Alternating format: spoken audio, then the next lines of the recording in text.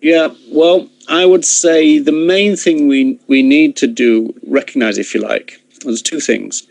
In terms of the vegan movement, I still argue that we're in a kind of pioneer stage.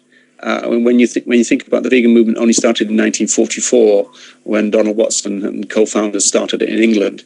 So we're still talking about very early days in terms of that. And also speaking as a sociologist, in terms of social change, it's a slow process. And so from an individual's perspective, it can feel as though things are grinding on and nothing is changing. But when you look at it over the period, if you like, then you start to see how the change has been made. For example, if you think back to when Peter Singer published his Animal Liberation, the famous book from the 1970s, there was almost like an apology for using phrases like animal liberation.